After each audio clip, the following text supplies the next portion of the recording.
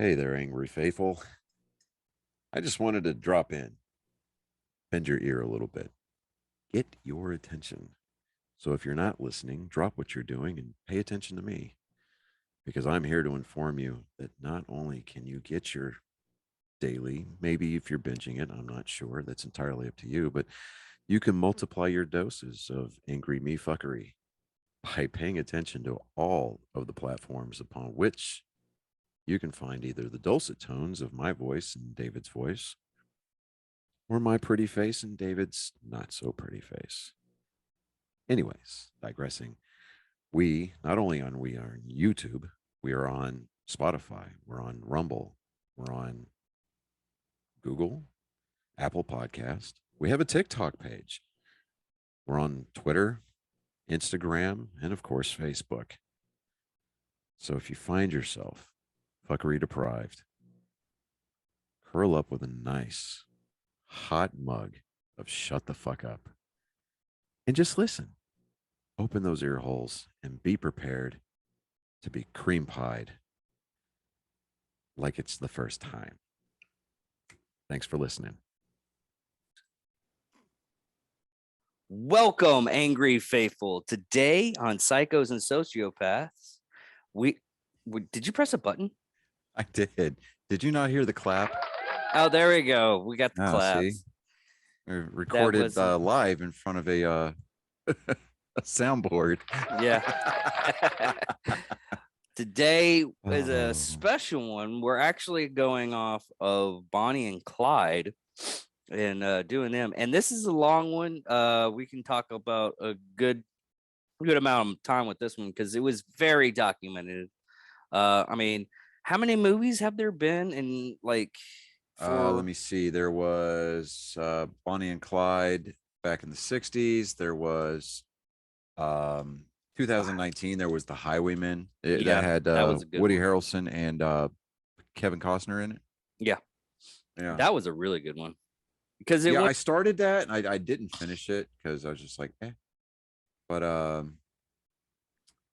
watched it like twice. Here. It was that good. Yeah, there was, let me see, there was a movie done in 58. There was a movie done in 67. Then there was 2019, The Highwaymen. Let's see here.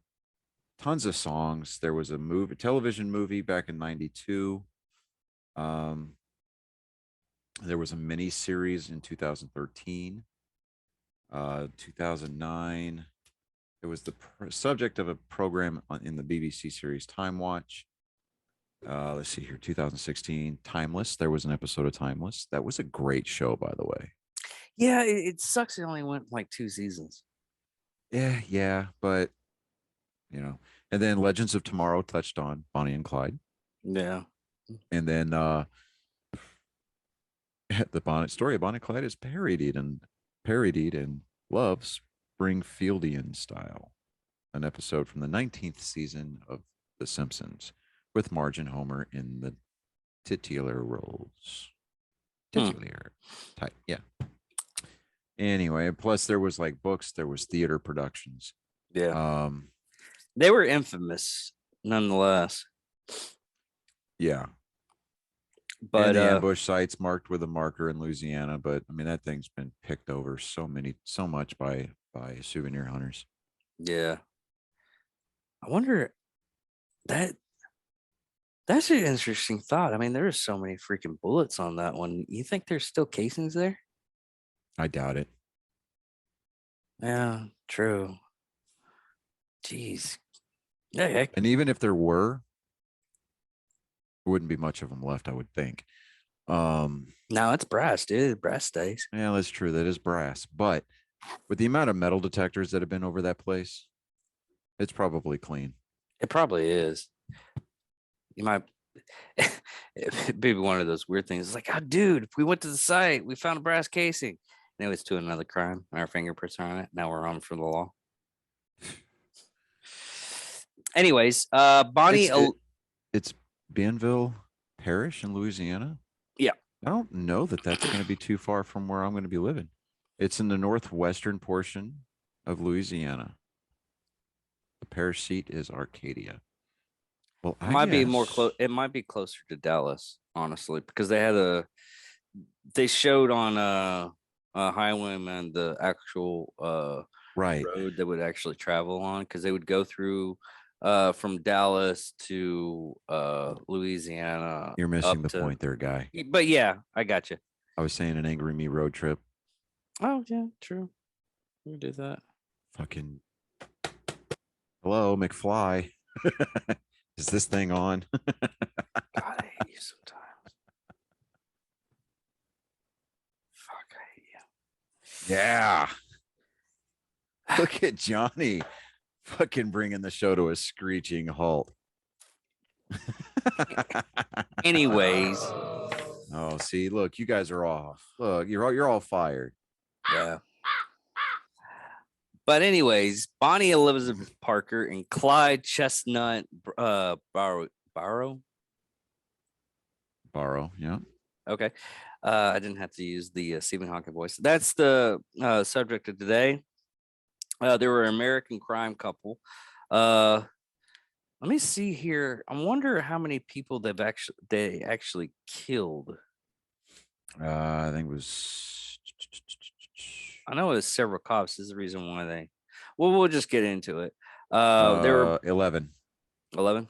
Okay. including 9 law enforcement officers. Okay. During a 2-year reign of criminal activity. They're a gang in the Great Depression, and they're a couple of bank robbers who became notorious because of they weren't able to be caught, and their death. Going off of Bonnie Parker, Bonnie Elizabeth Parker was born in 1910 in Rana, Texas. The second of 3 children. Her father, Charles Robert Parker, was a bricklayer who died when Bonnie was 4 years old. Her widowed mother, Amelia, moved her family back to her parents' home in Cement City, in an industrial suburb of West Dallas, where she worked as a seamstress. As an adult, Bonnie wrote poems such as "The Story of Suicide Saul" and "The Trails In." The letter, more commonly known as "The Story of Bonnie and Clyde." In her second year in high school, Parker met Ray Thornton. The couple dropped out of school and married in September 25th, 1926, 6 days before her 16th birthday, which back then it was kind of common. Uh, their marriage was married by his frequent absence and brushes with the law, which I guess you like bad boys. Every woman does at that age. They all do. Yeah. I got to get me a bad boy. I can fix him. Oh, Fuck God. that. It proved to be short. Well, guys do the same thing. I mean, shit, they end up marrying like. Oh man. All right. Just stop. Time out Yeah. on that one because that is going to take us down a road that we may not be able to find enough room to do a 15-point turnaround, let alone a fucking 3. I see us if we actually finish that. I see that one scene off of Austin Powers where you get stuck in the hallway with that freaking golf cart. Mm-hmm. But anyways, Or irrevocably or cock blocked like Basil did with did Austin Powers and the twins. yeah. Basil, they're twins. Parker was still Fuck wearing. you. Parker was still wearing Thornton's wedding ring when she died. Thornton was in prison when he heard of her death, committing. I'm glad they jumped out like they did. It was much better than them being caught. Sentenced for 5 years of robbery in 1933, and after attempting several prison breaks from other facilities, Thornton was killed while trying to escape from Huntsville State Prison. Sorry. In October 3rd, 1937. After the end of her marriage, Parker moved back in with her mother, worked as a waitress in Dallas. One of her regular customers was a postal worker, Ted Hilton. In 1932, he joined the Dallas County Sheriff's Department and eventually served as member of the posse to kill Bonnie and Clyde. Parker briefly kept a diary early in 1929 when she was at the age of 18, writing of her loneliness, her impatience with life in Dallas, and her love of photography. Go with Clyde. Now, Clyde Barrow, or Clyde Chestnut Barrow, was born in 1909 into a poor farming family in Ellis County, Texas, southeast of Dallas. He was the fifth of seven children. Henry Basil Barrow and Kumi Talitha Walker. The family moved to Dallas in the early 20s as part of a wider migration pattern from rural areas to the city, where many settled in the urban slum of West Dallas. The Barrows spent their first months in West Dallas living under their wagon until they got enough money to buy a tent. Barrow was first arrested in late 1926 at the age of 17 after running when police confronted him over a rental car that he had failed to return on time. His second arrest was with his brother Buck, soon after for possession of stolen turkeys. Barrow had some legitimate jobs during 1927 through 1929, but he also cracked safes, robbed stores, and stole cars. He met 19-year-old Parker through a mutual friend in January of 1930, and they spent much time together during the following weeks. Their romance was interrupted when Barrow was arrested and convicted of auto theft. Barrow was sent to Eastham Prison Farm in April of 1930 at the age of 21. He escaped from the prison farm shortly after his incarceration using a weapon Parker smuggled to him. He was recaptured shortly after and sent back to prison. Barrow was repeatedly sexually assaulted while in prison, and he retaliated by attacking and killing his tormentor with a pipe, crushing his skull. This was his first murder. Another inmate, who was already serving a life sentence, claimed responsibility. In order to avoid hard labor in the fields, Barrow purposely had two of his toes chopped off in 1932 by another inmate or himself. Because of this, he walked with a limp for the rest of his life. However, Barrow was set free 6 days after his intentional injury. Without his knowledge, Barrow's mother had successfully petitioned for his release. He was paroled from Eastham on February 2nd, 1932. Now a hardened and bitter criminal, his sister Marie said, "Something awful sure must have happened to him in prison because he wasn't the same person when he got out." Fellow inmate Ralph Fultz said that he watched Clyde change from a schoolboy to a rattlesnake.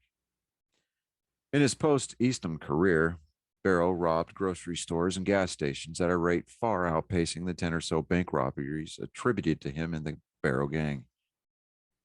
His favorite weapon was the M1918 Browning automatic rifle, or the BAR.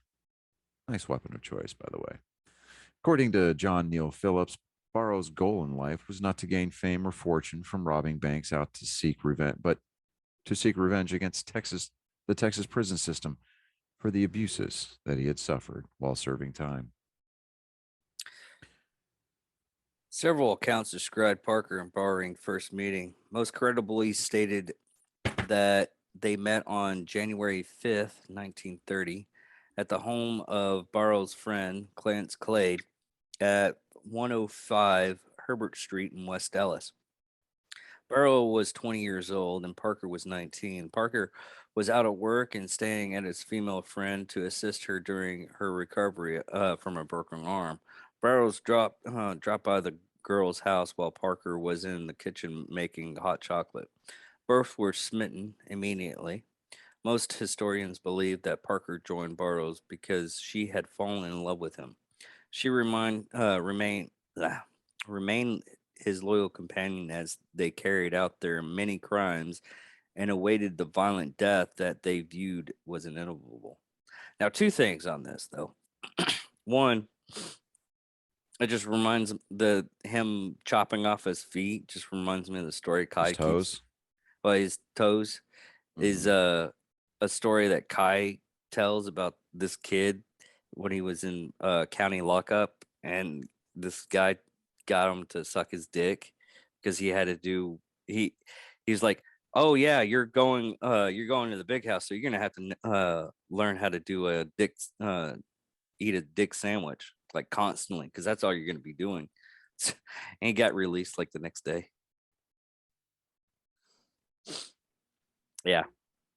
And second, for what it's worth, I actually read an article when I was doing some research that throughout the whole thing, it was actually legitimately Bonnie that initiated a lot of the gruesomeness of their crime spree.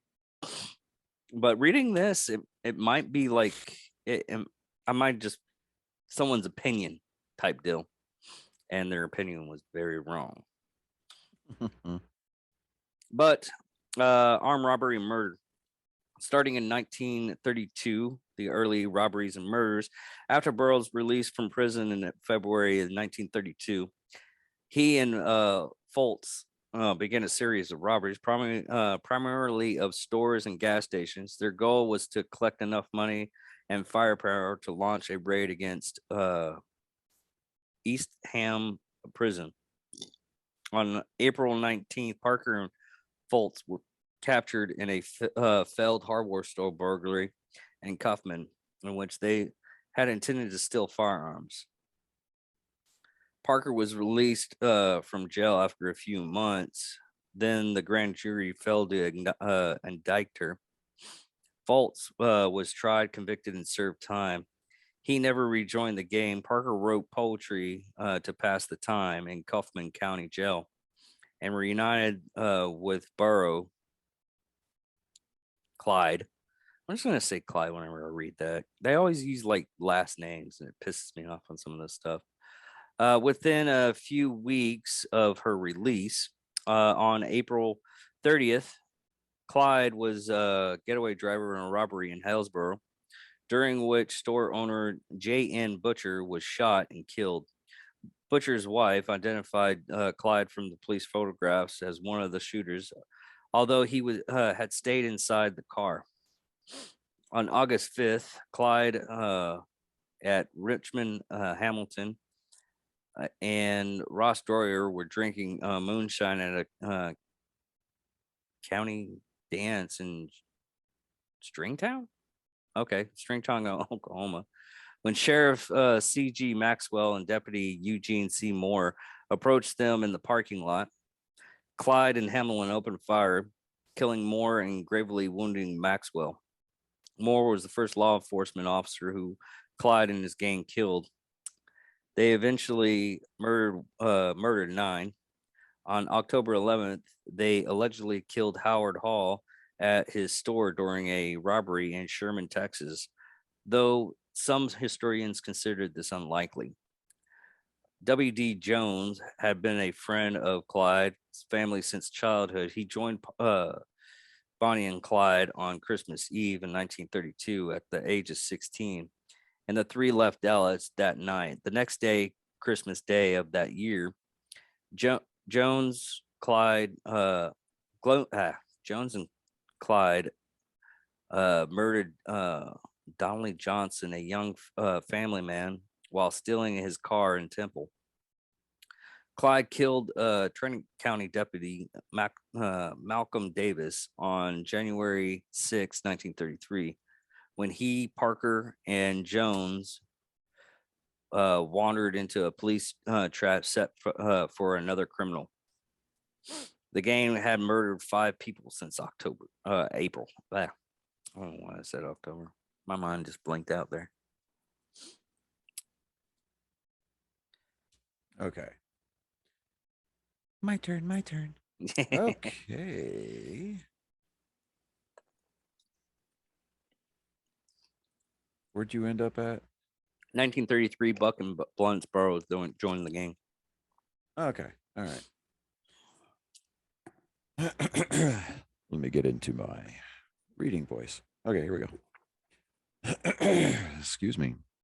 This is part of the whole process of getting into talking into a microphone, being palatable for your ears. in hopes that one day my advocation becomes a vocation. All right. On March 22nd, 1933, Clyde's brother Buck was granted a full pardon and released from prison. He and his wife, Blanche, set up housekeeping with Bonnie, Clyde, and Jones in a temporary hideout at 3347 and a half Oak Ridge Drive in Joplin, Missouri. According to the family sources, Buck and Blanche were there to visit. They attempted to persuade Clyde to surrender to law enforcement. The group ran loud, alcohol fueled card games late into the night in the quiet neighborhood. Blanche recalled that they had bought a case of beer a day. The men came and went noisily at all hours, and Clyde accidentally fired a BAR in the apartment while cleaning it. No neighbors went to the house, but no one reported suspicions to the Joplin Police Department either. The The police assembled. Oh, sorry. Go ahead. Slow your roll there, guy. I know. The police assembled a 5-man force in 2 cars on April 13th to confront what they suspected were bootleggers living in the Oak Ridge Drive address. The Barrow brothers and Jones opened fire, killing Detective Harry L. McGinnis outright and fatally wounding Constable J.W. Harriman. Parker opened fire with a BAR as the others fled, forcing Highway Patrol Sergeant G.B. Collar to duck behind a large oak tree. The 30 caliber bullets from the BAR struck the tree and forced wood splinters into the sergeant's face. Parker got into the car with the others, and they pulled in Blanche from the street where she was pursuing her dog Snowball. Bye, Snowball. The surviving officers later testified that they had fired only 14 rounds in the conflict. One hit Jones on the side, one struck Clyde, but was deflected by his suit coat button. God, that's gotta be a badass ricochet. Right? And one grazed Buck after ricocheting off a wall. The group escaped the police at Joplin, but left behind most of their possessions at the apartment, including Buck's parole papers, which were 3 weeks old, a large arsenal of weapons, a handwritten poem by Bonnie, and a camera with several rolls of undeveloped film. Police developed the film at the Joplin Globe and found many photos of Barrow, Parker, and Jones posing and pointing weapons at one another. The Globe sent the poem and the photos over the newswire, including a photo of Parker clenching a cigar in her teeth and a pistol in her hand. The Barrow Gang subsequently became front page news throughout America. The photo of Parker posing with a cigar and a gun became popular. Jeff Ginn, in his book, Go Down Together, The True, Untold Story of Bonnie and Clyde, noted, Don Dillinger, I cannot talk today. Don Dillinger had matinee idol good looks, and Pretty Boy Floyd had the best possible nickname. But the Joplin photos introduced new criminal superstars with the most titillating trademark of all, illicit sex. Clyde Barrow and Bonnie Parker were wild and young, and undoubtedly slept together. The group ranged from Texas as far north as Minnesota for the next 3 months. In May, they tried to rob the bank in Lucerne, Indiana, and robbed the bank in Okabena, Minnesota. They kidnapped Dillard Darby and Sophie Stone at Ruston, Louisiana, in the course of stealing Darby's car. This was one of several events between 32 and 34 in which they kidnapped police officers or robbery victims. They usually released their hostages far from home, sometimes with money to help them return. Stories of such encounters made headlines, as did more violent episodes. The Barrow Gang did not hesitate to shoot anyone who got in their way, whether it was a police officer or an innocent civilian. Other members of the gang who committed murder included Hamilton, Jones, Buck, and Henry Methvin. Eventually, the cold-bloodedness of their murders opened the public's eyes to the reality of their crimes and led to their ends. The photos entertained the public for a time, but the gang was desperate and disoriented. Oh, wait, I read that wrong. Discontented. My bad. English language is not either one of our first languages, apparently. Apparently not. As described by Blanche in her account written while imprisoned in the late 1930s, with her new notoriety, their daily lives became more difficult as they tried to evade discovery. Restaurants and motels became less secure. They resorted to campfire cooking and bathing in cold streams. The unreviled, round the clock proximity of 5 people in one car gave rise to vicious bickering. Jones was the driver, and when he and Barrow stole a car belonging to Darby in late April, he used that car to leave the others. He stayed away until June 8th. Barrow failed to see warning signs at a bridge under construction on June 10th while driving with Jones and Parker near Wellington, Texas, and the car flipped into a ravine. Sources disagree on whether there was a gasoline fire or if Parker was doused with acid from the car's battery under the floorboards, but she sustained third-degree burns to her right leg, so severe that the muscles contracted and caused the leg to draw up. Oh, She'd been burned so bad, none of us thought she was going to live. The hide on her right leg was gone from her hip down to her ankle. I could see the bone at places. Parker could hardly walk. She either hopped on her good leg or was carried by Barrow. They got help from a nearby farm family, then kidnapped Collinsworth County Sheriff George Corey and City Marshal Paul Hardy, leaving the two of them handcuffed and barbed wired to a tree outside Eric, Oklahoma. The three rendezvoused with Buck and Blanche and hid in a tourist court near Fort Smith, Arkansas.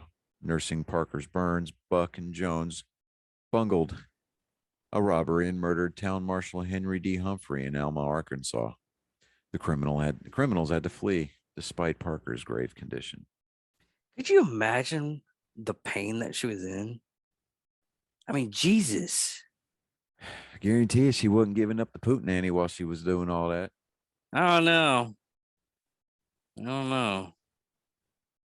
You never know, stupid sometimes. Oh, honey, just lay me on my good side. Yeah. Have you seen outside lately? Huh? Like the clouds are getting darker, and according to our wonderful weather apps here, Is it? Are we getting rain again? and Apparently, yeah. rain starting in 43 8 p.m.? minutes. Yeah. It's only going to rain for a couple hours, but still. Well, it looks like until 11. We just get so. Oh, goody. All right, because I'm going to Amarillo on Wednesday. It's supposed to freaking rain. Yay. Yay, me. It's going to rain on me the whole damn time I'm driving, which is fine. I don't care. It is what it is. Give me a bag of pork rinds and a couple of cans of Red Bull. Fuck it. I'm good. In July 1933, the gang checked. God, I don't know why.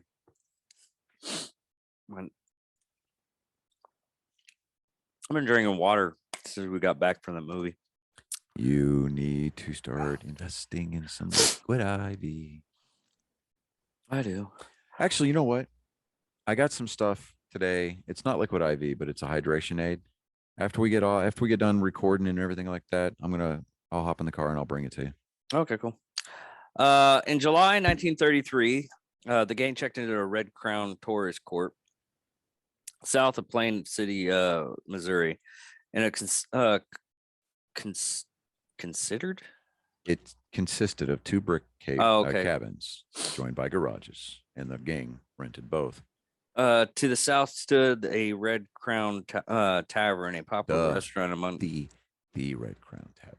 The Red Crown Tavern among Missouri highway patrolmen. And the game seemed to go out of the way to draw attention. Blanche registered the party as 3 guests, but ordered Nell Holster could see 5 people getting in, out of the car. He noticed that the driver back into the garage gangster style for a quick getaway.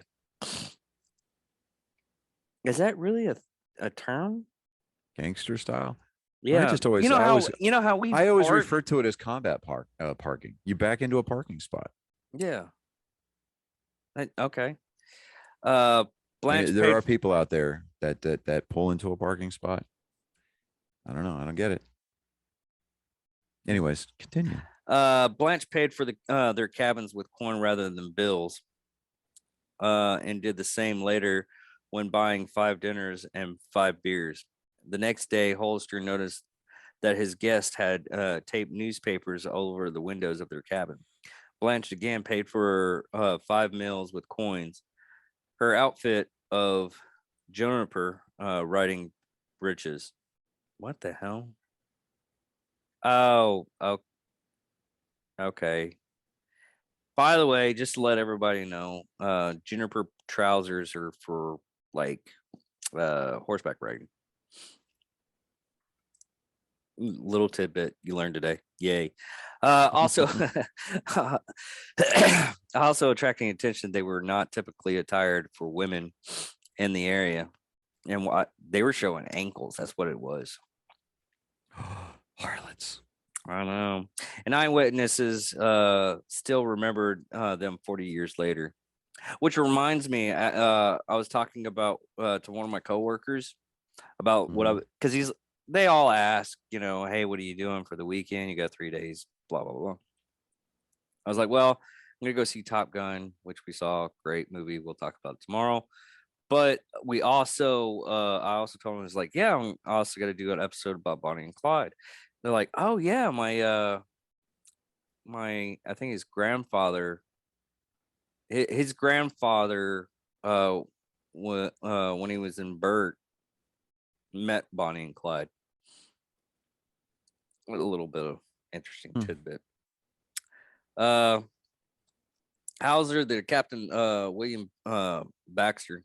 Oh, Hauser told Captain William Baxter of the Highway Patrol, a patrol of his restaurant, about that group. Burroughs and Jones went into town to purchase badges, cracker, cheese, and a sulfite. Oh, aspirin. Yeah. To treat Parker's leg. Yeah, the only reason why I know what that is because I end up watching a lot of cow videos. And that's what they use to after they get done, like it's sulfa powder. Yeah. Yeah, they used it as a clotting agent. It was also used during World War II by medics. Yeah. The druggist contacted Sheriff Holt Colfer, who put the cabin under surveillance. Colfrey, sorry, had been alerted by Oklahoma, Texas, Arkansas law enforcement to watch out for strangers seeking such supplies. The sheriff contacted Captain Baxter, who called for reinforcements from Kansas City during an armored car, including an armored car. Sheriff Coffey led a group of officers toward the cabin at 11 p.m. armed with Thompson submachine guns. In the gunfight which ensued, the 45 caliber Thompson proved no match to the Clyde's 30 caliber bar. Stolen on July 7th from a National Guard armory at Eden, Oklahoma. The gang escaped when a bullet short-circuited the horn and on the armored car, and the police officer mistook it for a ceasefire signal. They did not pursue the retreating Barrels vehicle. The gang had evaded the law once again, but Buck had sustained a bullet wound that blasted a large hole in his forehead, skull bone exposing his injured brain. And Blanchett was nearly blinded by glass fragment in both her eyes. Good Lord. Did he? I don't think he survived. Spoiler alert, he did. Did he really? Yeah, because okay, so when they got into that gunfight at that, amusement park, right? Yeah. Barrow, Bonnie, and Jones escaped on foot, but Buck was shot in the back, right? Yeah. Glass shards blinded his wife because she got glass shards in both of her eyes. But Buck had that gaping wound in his forehead. It exposed his brain. He was talking and eating, but the blood loss was just so big that Jones and uh, Clyde, they dug a grave for him. But when they they got into this, when they got into that firefight with the law enforcement, um, they were captured by the officers. The husband and wife were. He actually died of his head wound and pneumonia after surgery 5 days later at King's Daughters Hospital in Perry, Iowa. Hmm. Yeah. It's so fucking weird what we can survive at times. Well, you've seen photos of Civil War soldiers with holes in their faces. Well, look at White Death. Oh, yeah. I mean, his whole entire he had what was his left side that was almost caved in Mm-hmm. because of a grenade that blew up next to him. Yeah. Still, I still think that is probably the world's greatest sniper ever.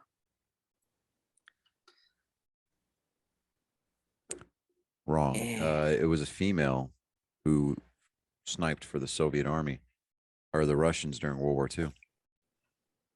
Hmm. Yeah. Bad woman right there, dude. Yeah, there's a lot. Man, we could go on like history. I was I know we're getting off track again, but So far, I was just I about to was actually say thinking I was actually we're reverting to old form. yeah. Uh but I honestly was thinking of doing history episodes. But right now we just have too much on our plate. Yeah. Way, way, way, And way, way, we way don't too get much. we don't get I mean uh Dan Cummings that does time suck and everything, he went from 3 episodes to 2 episodes because he couldn't handle it because he's finally actually going on tour on his comedy tour. So you can only Yeah. do like 2 episodes uh, a week. Yeah. But okay. So let me see here. For the next 6 weeks, the remaining perpetrators ranged far afield from their usual area of operations. West to Colorado, north to Minnesota, southeast to Mississippi, yet they continued to commit armed robberies. They restocked their arsenal when Barrow and Jones robbed an armory at Platteville, Illinois on August 20th, acquiring 3 more BARs, handguns, and a large quantity of ammo. By early September, the gang risked a run to Dallas to see their families for the first time in 4 months. Jones parted company with them, continuing on to Houston, where his mother had moved. He was arrested there without incident on November 16th and returned to Dallas. Through the autumn, Barrow committed several robberies with small-time local accomplices, while his family and Parker's attended to her considerable medical needs. On November 22nd, they narrowly evaded arrest while trying to meet with family members near Saros, Texas. Dallas Sheriff Smoot Schmid, Deputy Bob Alcorn, and Deputy Ted Hinton lay in wait nearby. As Barrow drove up, he sensed a trap and drove past his family's car, at which point Schmidt and his deputies stood up and opened fire with machine guns and a BAR. The family members in the crossfire were not hit, but a BAR bullet passed through the car, striking the legs of both Barrow and Parker. They escaped later that night. On November 28th, a Dallas grand jury delivered a murder indictment against Parker and Barrow for the killing in January of that year, nearly 10 months earlier, of Tarrant County Deputy Malcolm Davis. It was Parker's first warrant for murder. Now, on January 16th of 1934, Barrow orchestrated the escape of Hamilton, Methvin, and several others in the Eastham breakout. The brazen raid generated negative publicity for Texas, and Barrow seemed to have achieved what historian Phillips suggests was his overriding goal: revenge on the Department of Corrections, or the TDC, for those of us who know in the state of Texas. Or was in. Barrow gang member Joe Palmer shot Major Joe Croson during his escape, and Croson died a few days later in the hospital.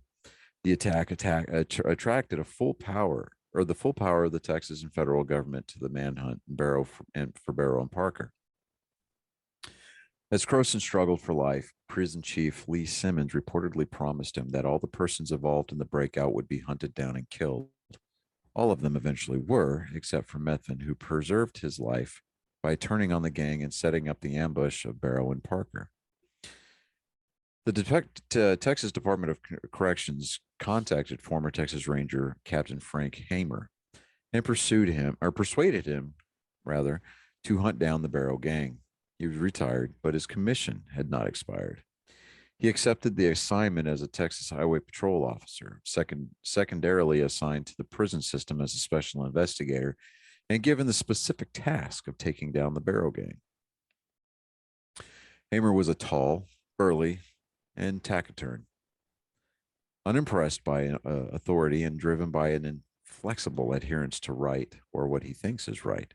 For 20 years, he had been feared and admired throughout Texas as the walking embodiment of one riot, one ranger ethos. He had acquired a formidable, now, the one riot, one ranger ethos. Um,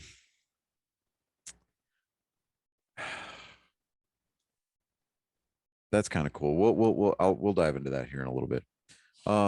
He had acquired a formidable reputation as a result of several spectacular captures and the shooting of a number of Texas criminals. He was officially credited with 53 kills and suffered 17 wounds. Prison boss Simmons always said publicly that Hamer had been his first choice, although there is evidence that he first approached two other Rangers, both of whom declined because they were reluctant to shoot a woman. Starting on February 10th, Hamer became the constant shadow of Barrow and Parker, living out of his car just a town or two behind them. Three of Hamer's four brothers were also Texas Rangers. Brother Harrison was the best shot of the four, but Frank was considered the most tenacious. And on Easter Sunday, April 1st, 1934, at the intersection of Route 114 and Dove Road near Grapevine, Texas, which is now Southlake. Grapevine used to be a lot bigger. Anyways, Highway Patrolman H.D. Murphy and Edward Bryant Wheeler stopped their motorcycles thinking a motorist needed assistance. Barrow and Methvin or Parker opened fire with a shotgun and handgun, killing both officers. An eyewitness account said that Parker fired the fatal shots, and this story received widespread coverage. Methvin later claimed that he fired the first shot after mistakenly assuming that Barrow wanted the officers killed. Barrow joined in, firing at Patrolman Murphy. During the spring season, the Grapevine killings were recounted in exaggerated detail, affecting public perception. All four Dallas daily papers seized on the story, told by the eyewitnesses. A farmer who claimed to have seen Parker laugh at the way that Murphy's head bounced like a rubber ball on the ground as she shot him. The stories claim that police found a cigar butt with tiny teeth marks, supposedly those of Parker. Several days later, Murphy's fiancee wore her intended dress to his funeral, attracting photos and newspaper coverage. The eyewitness's ever-changing story was soon discredited, but the massive negative publicity increased the public clamor for the extermination of the Barrow gang. The outcry galvanized the authorities into action, and Highway Patrol boss L.G. Ferris offered a reward of $1,000 for the dead bodies of the Grapevine slayers. Not their capture, just their bodies. Texas Governor Ma Ferguson added another reward of $500 for each of the two killers, which meant that for the first time, there was a specific price on Bonnie's head, since she was so widely believed to have shot H.D. Murphy. Public hostility increased 5 days later when Barrow and Methvin murdered 60-year-old Constable William Cal Campbell, a widower and a father, near Commerce, Oklahoma. They kidnapped Commerce Police Chief Percy Boyd, crossed the state line into Kansas, and let him go, giving him a clean shirt, a few dollars, and a request from Parker to tell the world she did not smoke cigars. Boyd identified both Barrow and Parker to the authorities, but he never learned Mathan's name. The resulting arrest warrant for the Campbell murder specified Clyde Barrow, Bonnie Parker, and John Doe. Historian Knight wrote, for the first time, Bonnie was seen as a killer, actually pulling the trigger, just like Clyde. Whatever chance she had for clemency had just been reduced. The Dallas Journal ran a cartoon on its editorial page showing an empty electric chair with a sign on it saying reserved, adding the words Clyde and Bonnie. Ambush and the death. In May 1934, Burroughs had 16 warrants standing against him for multiple counts of robbery, auto theft, escape, assault, murder in 4 states. Hammer had begun tracking the gang on February 12th, which led the posse. He had studied the gang's movements and found that they swung in a circle skirting the edges of 5 Midwestern states, exploiting the state line rule, which prevented officers from pursuing a fugitive into another jurisdiction. Which that was one thing I wanted to go with on this was because of this they had of all that stuff happening during that time frame formed the FBI. Mm-hmm. Boros was consent in the movements, so Hammer charted his path and predicted where he would go. The gang literally Wait. Hold on. itineraries circled on family visits, and they were due to see Methan's family in Louisiana. Unknown to Hammer, Burroughs had designed Medivh's parents' residence as a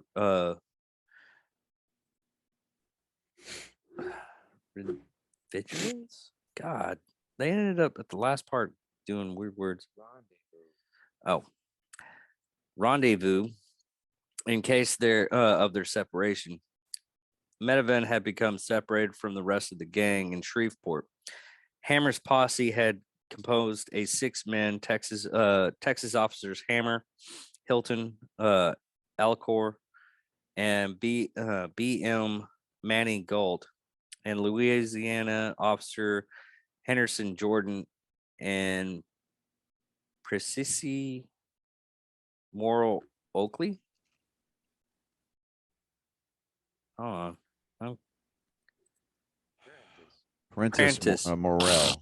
Prentice Morrell Oakley. On May 21st, the 4 posse members from Texas were in Shreveport when they learned that Burroughs and Parker were planning to visit Ivy Methvin in Bovine Parish that evening. The full posse set up an ambush along Louisiana state line Highway 154 south of Gippsland towards Sales. Hilton wrote that the lawmen were in place at by 9 p.m. and waited through the whole of the next day, May 22nd, with no signs of perpetrators. Other accounts said that the officers set up on the evening of May 22nd. At approximately 9:15 a.m. on May 23rd, the posse was still concealed in the bushes and almost ready to give up when they heard a vehicle approaching at the high speeds. In their official report, they stated that they persuaded Marvin to position his truck on the shoulder of the road that morning. They hoped Burrow would stop to speak with him, putting his vehicle close to the posse's position in the bushes. The vehicle proved to be a 4V8 with Burroughs at the wheel, and he slowed down as hoped. The 6 lawmen opened fire while the vehicle was still moving. Oakley followed first, probably before in order to do so. Burroughs was shot in the head and died instantly from Oakley's first shot, and Hilton reported hearing Parker scream. The officers fired about 130 rounds, emptying each of their weapons into the car. The 2 had survived several bullet wounds over the years in their confrontation with the law. On this day, Any other several Bonnie and Clyde wounds could have been the cause of death. According to a statement made by Hilton Accord, each of us 6 officers had a shotgun and an automatic rifle and a pistol. We opened fire with the automatic rifles. They were emptied before the car even with us got even with us. Then we used shotguns. There were smoke coming from the car, and it looked like it was on fire. After shooting the shotguns, we emptied the pistols at the car, which had passed us, and ran into a ditch about 50 yards down the road. It almost turned over. We kept shooting at the car even after it stopped. We weren't taking any chances. Jesus. Just- I mean, they just didn't want to play anymore. I know. They were like, fuck these guys. They literally fucked around and found out. And the cops weren't playing at this point. No, they were not. No, they weren't. Let me see here. I'll finish it up. Yeah. Actual film footage taken by one of the deputies immediately after the ambush showed 112 bullet holes in the vehicle, of which around 1/4 struck the couple. The official report by the parish coroner, Dr. J.L. Wade, listed 17 interest wounds on Burroughs' body and 26 on that of Parker's. Jesus, could you imagine the percentage of that? Including several headshots. You know, kind of think about it. They probably was so decimated and everything like that. There's probably a couple of bullets that just went right through the freaking holes. No. Yeah, I mean, I would imagine so. I mean, because Uh, with that volume of fire going down range, it's just like you kind of look at it going. you're hitting your shot twice. You're Yeah. shooting your holes twice on that one. Yeah. Including several headshots to each and another several balls spinal column. Undertaker CF Boots Bailey was difficult embalming the bodies because all the bullet hole. Goddamn. I don't know why that's funny, but as soon as I read that, I was like, I literally was like, that whole cartoon thing of when they're drinking water after they get shot a couple of times and just the Yes. fucking water just goes out. Mm-hmm. That I mean, that's fucked off of thinking that way, but we know me, so We've met. yeah. Uh, the deafened officers inspected the vehicle, discovering an arsenal of weapons, including stolen automatic weapons, shot-off semi-automatic shotguns, assorted handguns, several thousand rounds of ammunition, along with 15 sets of license plate from various states. Hammer stated, "I hate to push the cap on a woman, especially when she was sitting down. However, if it wouldn't have been her, it would have been us." Word of the deaths quickly got around when Hammer, Jordan, Oakley, Hilton drove into town to telephone their respective bosses. The crowd soon gathered at the spot. Galt and Acorn were left to guard the bodies, but they lost control of the jolting. Curious throng. One woman cut off bloody locks of Parker's hair and pieces of her dress, which were subsequently sold as souvenirs. The Hilton, entrepreneurial nature of America. I know, right? Hilton returned to the find a man trying to cut off Burroughs' trigger finger and was sickened by what was occurring. Arriving at the scene, the coroner reported nearly everyone had begun collecting Sorry. souvenirs as Can such. you imagine walking up on that like, well, what the fuck are you doing? Fuck, dude. Like cutting off his trigger finger. I don't want that shit. What do you think? It's a fucking rabbit foot or something like that? He's not Oh lucky, my god, dude! I'm just saying. Well, dude. what, man? Game recognizes game. Oh fuck. Oh Good fuck. God. That is fucked off. Nearly everyone had begun collecting souvenirs such as shell casings, silver slivers of glass from the shattered car's windows, and bloody pieces of clothing from the garments of Body and Clyde. One eager man had opened his pocket knife and reached into the car to cut off Clyde's Jesus left Left ear. ear. Could you imagine that that's your family heirloom is Clyde's fucking ear? You pass it down. It's like, all right, and we are giving. Don't you let them some bitch long man come in here and take that shit back. Like, okay, daddy.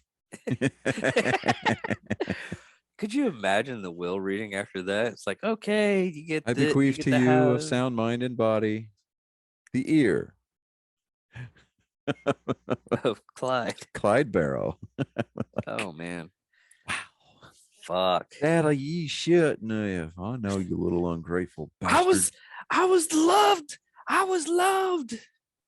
Daddy loved HD. me better than nanny boo boo. Oh God. The posse towed the Ford within the dead bodies still inside to the Conger Funeral Store and Funeral Parlor in downtown Arcana, Arcana, Arcadia. Louisiana. Primarily, embalming was done by Bailey in a small preparation room in the back of a furniture store. As it was common for furniture stores and undertakers to share the same space. Well, they have boxes. And now you know. Yeah.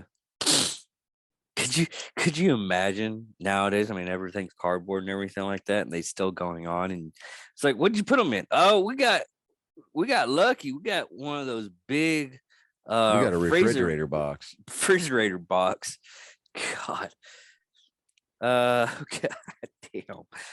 The same space. The population of the Northwest Louisiana town reported swelling from 2,000 to 12,000 within hours. Curious thralls arranged by train, horseback, buggy, and plane. Beer normally sold for 15 cents a bottle, but it jumped to 25 cents. And sandwiches quickly sold out. Burroughs had been shot in the head with a 35 Remington Model 8. Henry Burroughs identified his son's body, then sat weeping in his rocking chair in the furniture section. Jesus. H.D. Darby was an undertaker at the McLaren Funeral Parlor, and Sophie Stone was a home designer agent, both from the nearby Runston. Mm-hmm. Both of them came to Acadia to identify the bodies because the Burroughs gang had kidnapped them in 1933. Parker reportedly had laughed when she discovered that Darby was an undertaker. She remarked that maybe someday he would be working on her. Darby did assist Bailey in the embalming. Jesus, that's dark. All right, buddy. All right. Let me see here.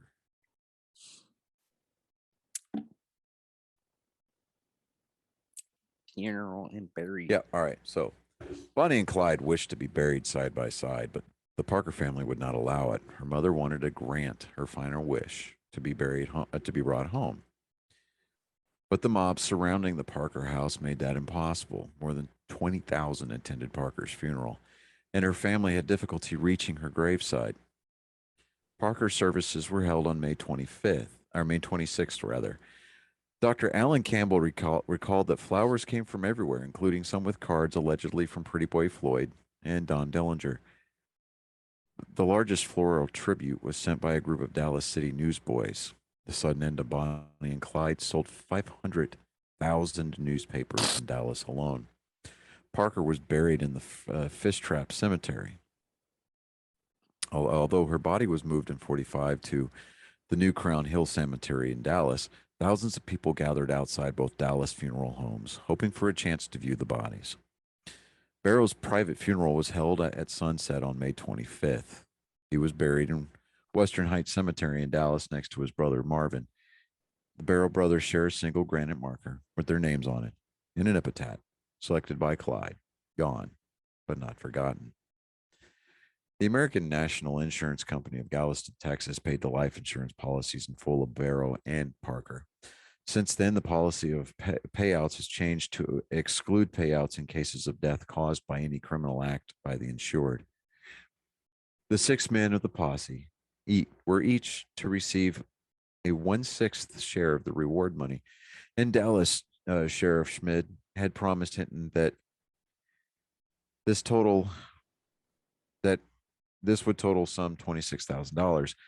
But most of the organizations that had pledged reward funds reneged on their pledges. In the end, each lawman earned $200.23 for his efforts and collected memorabilia. By the summer of 1934, new federal statutes made bank robbery and kidnapping federal offenses. The growing coordination of local authorities by the FBI, plus two-way radios and police cars, combined to make it more difficult to carry out a series of robberies and murders than it had been just months before. 2 months after Dillinger was killed on the street in Chicago. 3 months after that, Floyd was killed in Ohio. And 1 month after that, Babyface Nelson was killed in Illinois. Parker's niece and last surviving relative is campaigning to have her aunt buried next to Barrow. The members of the posse came from 3 organizations: Hammer, Galt, were former Texas Rangers, then working in the Department of Corrections, the DOC. Department of Corrections. We just call it TDCJ.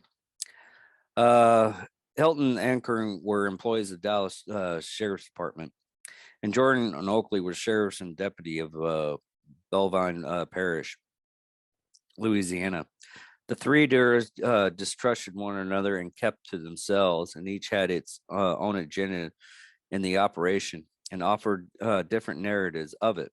Simmons, the head of the Texas DOC, brought another perspective, having effectively commissioned the posse. Schmid had tried to arrest Burroughs in Sowell, Texas in November 1933. Smith called halt, and gunfire erupted from the outlaw car, which made a quick U-turn and sped away. Smith's Thompson's machine gun jammed at the first round, and he could not get off the first shot. No.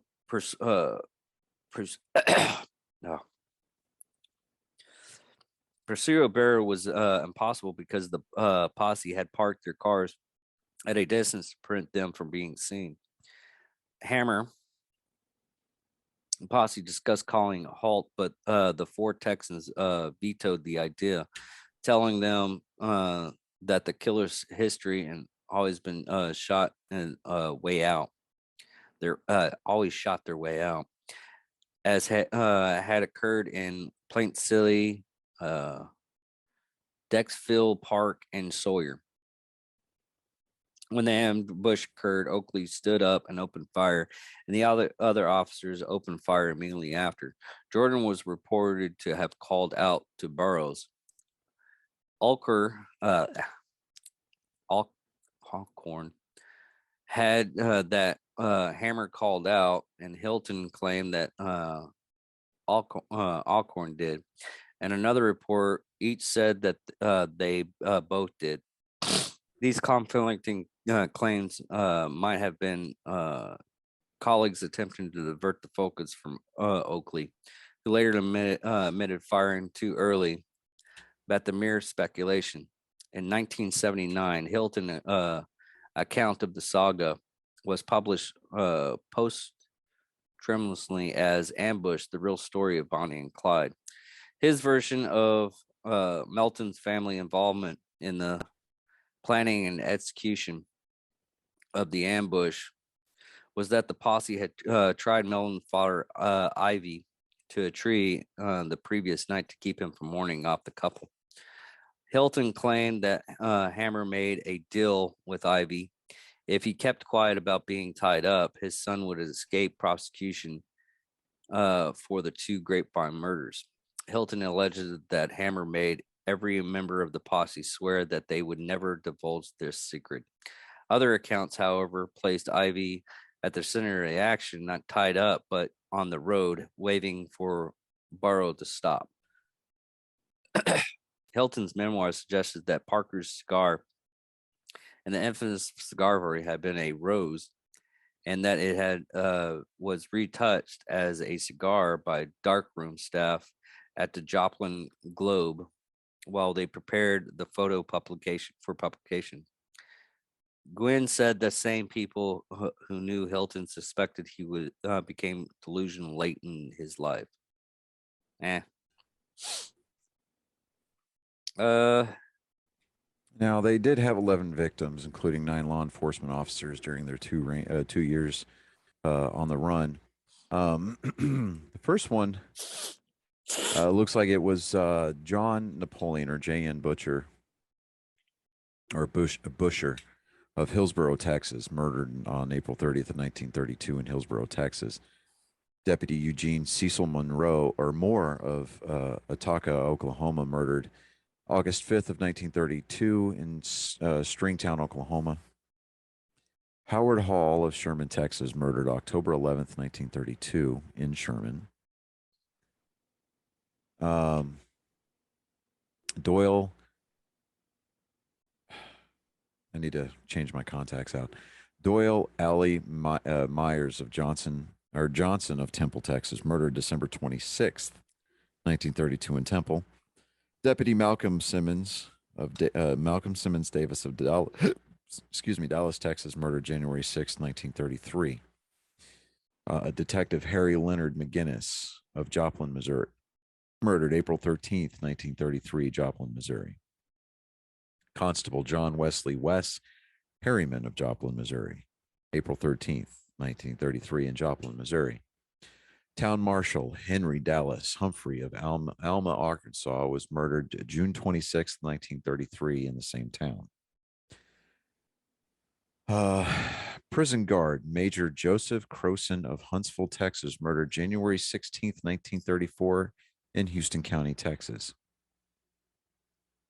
Patrolman Edward Byron Ed Wheeler of Grapevine, Texas, murdered April 1st, 1934, near Grapevine, Texas. Patrolman Holloway Daniel H.D. Murphy so that's what the HD stood for, Holloway Daniel, of Grapevine, Texas, murdered April 1st, 1934, near Grapevine. And finally, Constable William Calvin Campbell of Commerce, Oklahoma, murdered April 6th, 1934, near Commerce, Oklahoma. Now, the posse never received the promised bounty on the perpetrators, so they were told to take whatever they wanted from the confiscated items in their car. Hamer appropriated the arsenal of stolen guns and ammunition, plus a box of fishing tackle, under the terms of his compensation package with the Texas DOC. In July, Clyde's mother, Humie, wrote to Hamer asking for the return of the guns. "You don't ever want to forget my boy was never tried no court for murder, and no one is guilty until proven guilty by some court. So I hope you will answer this letter and also return the guns I'm asking for." There's no record of any response. Alcorn claimed Barrow's saxophone from the car, but later he returned it to the Barrow family. Posse members also took other personal items, such as Parker's clothing. The Parker family asked for them back, but were refused, and the items were later sold as souvenirs. The Barrow family claimed that Sheriff Jordan kept an alleged suitcase of cash And writer Jeff Gunn claims that Jordan bought a barn and land in Arcadia soon after the event, thereby hinting that the accusation had merit, despite the complete absence of any evidence to the existence of such a suitcase. Like, my money, what money, Now, the car, Jordan attempted to keep the car, but Ruth Warren of Topeka, Kansas, the vehicle's legal owner, sued him. Jordan relented and allowed her to claim it in August of 34, still covered with blood and human tissue. The engine still ran. God, you gotta love a Ford, right? Yeah. Despite the damage the vehicle took during the ambush, Warren picked up the car in Arcadia and drove it to Shreveport, still in its gruesome state. From there, she had it trucked to Topeka. The bullet riddle Ford became a popular traveling attraction. The car was displayed at fairs, amusement parks, and flea markets for 3 decades, and once became a fixture at a Nevada racetrack. There was a charge of $1 to sit in it. Okay. In 1988, a casino near Las Vegas purchased it for about $250,000. And as of 2022, this year, the car and shirt Barrow was wearing when killed are displayed at Prim Valley Resort and Casino in Prim, Nevada, alongside Interstate 15. Barrow's enthusiasm for cars was evidenced in a letter he wrote from Tulsa, Oklahoma on April 10th, 1934 to Henry Ford. Quote, "While I still have got breath in my lungs, I will tell you what a dandy car you make. I have drove Fords exclusively when I could get away with one. For sustained speed and freedom from trouble, the Ford has gotten every other car skinned. And even if my business hadn't been strictly legal, it don't hurt anything to tell you what a fine car you got in the V8." Could you imagine if that was their marketing tool for a while? Like, our cars, so badass, the Barrow Gang was murdered in it. Yeah, no, I get it. Yeah. But yeah, I mean, and I really don't want to go into the gang and family members, but I would it's suggest that too. you know, there was one here, Jones. He had left Barrow and Parker 6 weeks after the three of them evaded officers in Dexfield. Mm-hmm. He reached Houston, got a job picking cotton. He was soon discovered and captured. He was returned to Dallas, where he dictated a confession in which he claimed to have been kept a prisoner by Barrow and Parker. Some of the more lurid lies he told concerned the gang's sex lives. And this testimony gave rise to many stories about Barrow's ambiguous sexuality. Jones was convicted of the murder of Doyle Johnson and served a lenient sentence of 15 years. He gave an interview to Playboy magazine during the excitement surrounding the 1967 movie, saying in reality it had not been glamorous. He was killed on August 4th, 1974, in a misunderstanding by a jealous boyfriend of a woman whom he was trying to help. Methven was convicted in Oklahoma of the 34 murder of the Constable Campbell. He was paroled in 42 and killed by a train in 48. He fell asleep drunk on the train tracks. God damn. Although some of them have speculated that he was pushed by someone seeking revenge, his father, Ivy, was killed in 46 by a hit and run driver. Parker's husband, Roy Thornton, was sentenced to 5 years in prison for burglary in March of 33. He was killed by guards on October 3rd of 37 during an escape attempt from Eastland Prison. So, I mean, the whole thing was really romanticized. Yeah. I love Highwayman. The Bonnie and Clyde movie was, but that was like 1967. So, but it really, that whole situation and everything was, in my opinion, yes, nowadays it stuff like that is still dramatized to this day. Yeah, I mean, it's dramatized, it's romanticized, and you would can you imagine what social media would have done back then? God. Well, they probably might have gotten caught a little bit faster. Because surprisingly, Be that as it may, criminals, Yeah, they might have gotten caught faster, but the public court of opinion. I mean, you've got women who are just head over heels in love with the Boston Marathon bomber. Yeah. Um, you know, But that's always been the case. it always has been. But you know, I'm sitting there from the standpoint of with the way that society as a whole kind of views not necessarily the criminal element, but look, think about it like this. If a criminal gets killed by police, all of a sudden that person's a hero. They should have never been killed. You know, like, well, that being the case, they should have not been killed. However, if you're going to shoot at cops, don't be too surprised when you catch one between the eyes. Yeah. I mean, really. I mean, well, my always thinking on, and I've talked to my daughter on this several occasions on stuff like this, is the basic thinking of just because everybody's talking about what's going on, wait until all the evidence is out. Exactly. I Because mean, you find out that the people like the Ruby Ridge, a prime example. And one of these days, I want to do an episode over Ruby Ridge. yeah. And Ruby Ridge in certain communities and everything is high on like the government. What happens with the government interferes on your land and everything like that. Yeah. That guy was an asshole. He was. But, you know, and another thing that I kind of find funny, but especially about this day and age of social media, is that it doesn't matter what the prevailing news story might be for that particular cycle. The same group of people wear so many different hats. They're either legal experts, constitutional scholars, foreign policy experts, or military advisors. God, it's so fucking or even better,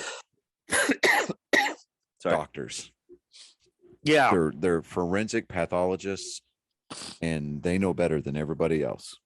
yeah, and it's like even if you go in and read the actual data and everything of all the stuff that's supposed to go on, and we can't say the word, but the pandemic that we actually had Yes, a couple exactly. years The ago. pandemic. Very good. But in all reality, all this stuff should have been squished a little bit faster with simple knowledge and truth of what was going on and everything like that. 2 words: herd immunity. Yeah. But I digress. Um, Now I it's think the we end of should this probably episode. wrap it up. Yeah, as soon as we get off a camera, I'm going to grab that hydration stuff. I'm going to run it by your apartment. And Okay. then yeah. Um But a other little than that, programming note for our angry faithful. We David and I are we've laid the groundwork. We have a special episode that we are trying to get arranged for later in the week. I was thinking Wednesday, but no, because I'm going to be in Amarillo. So probably Thursday, maybe Friday. I really want to give. just get with him Yeah, I'll and get with find him. out the details. I want to give our special guest a chance to prepare. Yeah. Um so but it's a very, very special episode. Yeah. It's gonna be kind of a one-off for us. Um Because we're we gonna don't want to we're repeat ourselves on stupid we shit don't like want to, this, yeah, we don't. And it's gonna be which we'll probably end up talking about this kind of subject like throughout the years. right. But the thing of it is that as far as our listeners are concerned, whether you be loyal or passive, it doesn't matter. This is going to be a very serious episode. And while we may still try to laugh, that doesn't necessarily mean that we're not taking the subject matter seriously. It's just a coping mechanism for people in the veteran community. But be prepared for that, and we'll let everybody be And we'll surprised. tomorrow we're gonna do another episode, and it's gonna be one of our fun ones. We need to go over Top Gun. Yeah, and Monday we will still do an episode of Nerd Sports, and Yeah. you will get your weekly installment of Joke Time with Colin. So, but past that, man, yeah, I'm gonna go ahead and bounce out of here, and I'm gonna run by your apartment real quick. I'm gonna drop that hydration stuff off for you. All right. And And I'm David Dickerman. I'm Johnny Skelton. Thank you all for watching Psychos and Sociopaths. Victory! Nerds. Oh man,